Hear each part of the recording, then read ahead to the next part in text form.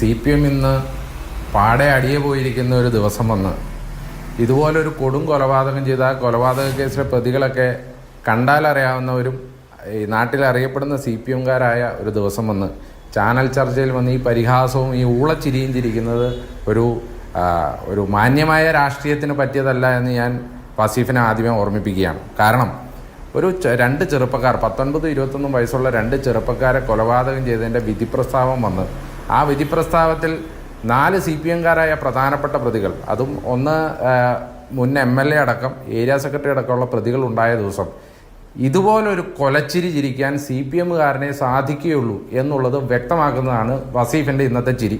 അതുകൊണ്ട് ഈ കൊലച്ചിരി അധികം കാലം CPMന് വാഴില്ല എന്നുള്ളത് വസീഫിനെ ഓർമ്മിപ്പിക്കാൻ ആഗ്രഹിക്കുകയാണ്.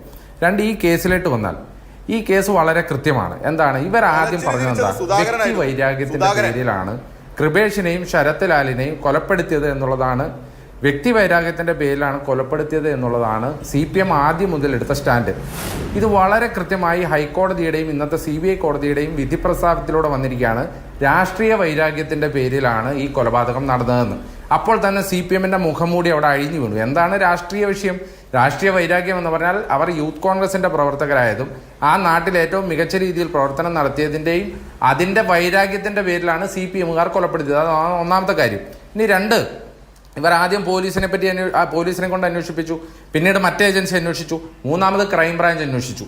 ഈ ക്രൈംബ്രാഞ്ച് അന്വേഷണവും പോരാ എന്ന് കുടുംബവും കോൺഗ്രസും പറയാനുള്ള കാരണം ബഹുമാനപ്പെട്ട ഹൈക്കോടതിയിൽ ഞങ്ങൾ കൊടുത്ത ആപ്ലിക്കേഷനിൽ ഞങ്ങൾ പറയുന്നത് ഇതിലൊരു പ്രധാനപ്പെട്ട ഡിഫെക്ഷനായി ക്രൈംബ്രാഞ്ച് കൊടുത്ത റിപ്പോർട്ടിലുണ്ടായിരുന്നത് മുറിവും ആയുധങ്ങളും തമ്മിൽ ടാലിയാകുന്നില്ല എന്നുള്ളതാണ്.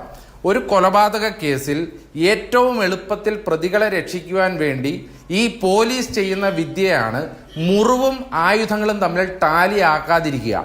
ഇത് കണ്ടെത്തി ഞങ്ങൾ ഹൈക്കോടതിയിൽ പറഞ്ഞതുകൊണ്ടാണ് ബഹുമാനപ്പെട്ട ഹൈക്കോടതിയുടെ സിംഗിൾ ബെഞ്ച് ഇത് CBI അന്വേഷണത്തിന് വിട്ടത്. ആ CBI അന്വേഷണത്തിന് വിട്ടുകഴിഞ്ഞപ്പോൾ CPM ചെയ്തത് വീണ്ടും ഡിവിഷൻ ബെഞ്ചിനെ സമീപിച്ച് അതിൽ അപ്പീൽ കൊടുത്തു. ഒരു കാരണവശാലും CBI വരരുത് എന്ന് പറഞ്ഞു. അതിനുവേണ്ടി എത്ര ലക്ഷങ്ങൾ പൊടിച്ചു എന്നുള്ളത് ഈ നാട്ടിൽ എല്ലാവർക്കും അറിയാം.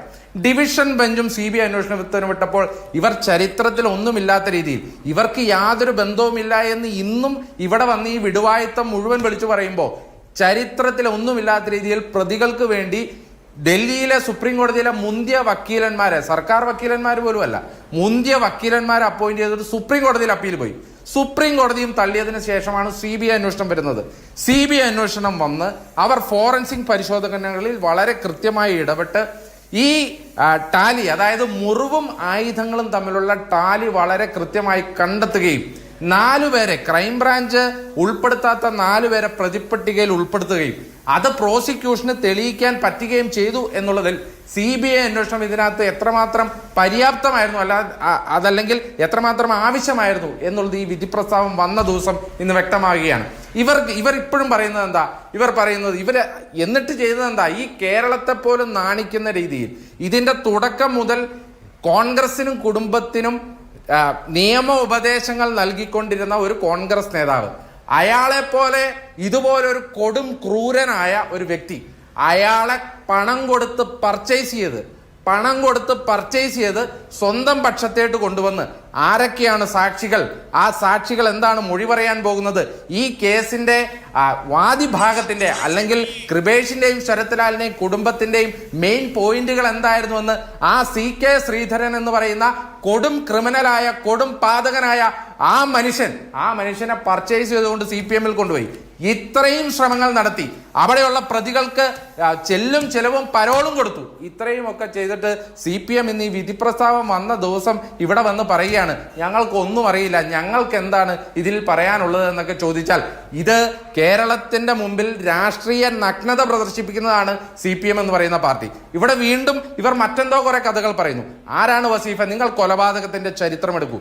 ഏതാണ്ട് കഴിഞ്ഞ 20 കൊല്ലം 125 രാഷ്ട്രീയ കൊലപാതകം ഉണ്ടായതിൽ ഭൂരിപക്ഷം കേസുകളിലും നിങ്ങളല്ലേ പ്രതികൾ. നിങ്ങളുടെ പ്രവർത്തകർ നഷ്ടപ്പെട്ടിട്ടുണ്ട്. അതേ സമയത്ത് RSSന്റെ കുറെ പ്രവർത്തകർ നഷ്ടപ്പെട്ടിട്ടുണ്ട്.